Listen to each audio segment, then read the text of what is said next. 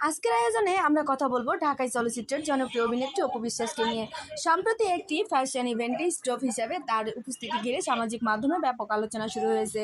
মঞ্চে আত্মবিশ্বাসী হাঁটা, মার্জিত পোশাক এবং হাসিমাখা উপস্থিতি অপু বিশ্বাস দর্শকদের দৃষ্টি আকর্ষণ করে। অনুষ্ঠানে উপস্থিত অতিথি ও ফটোগ্রাফাররা তার একের পর এক ছবি তুলতে ব্যস্ত হয়ে পড়েন। অনেক ভক্ত তার নতুন লুকের প্রশংসা করছে।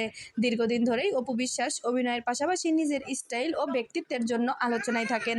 বিভিন্ন অনুষ্ঠানে তার উপস্থিতি ভক্তদের আগ্রহের কেন্দ্রবিন্দুতে হয়ে ওঠে। এবারও তার ব্যতিক্রম হয়নি।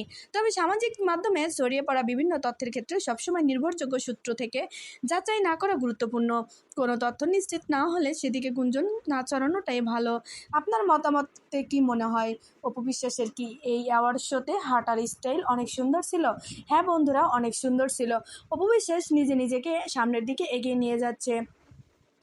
যদিও তার এখানে আসা এতটা সহজ ছিল না, অনেক পরিশ্রমের ফলে তার আজকে এখানে আসা। তিনি ভেঙে পড়েননি।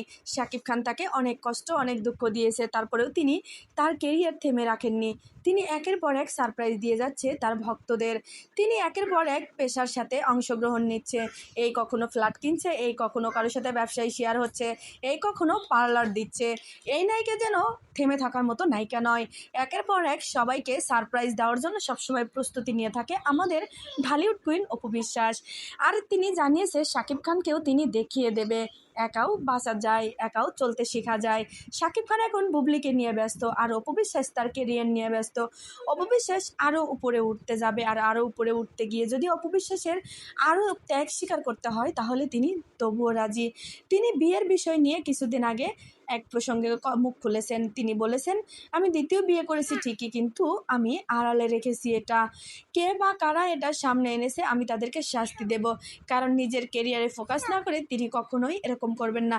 বন্ধুরা, ভিডিওটি কেমন লাগলো? ভালো লাগলে লাইক, শেয়ার, সাবস্ক্রাইব করবেন। ধন্যবাদ।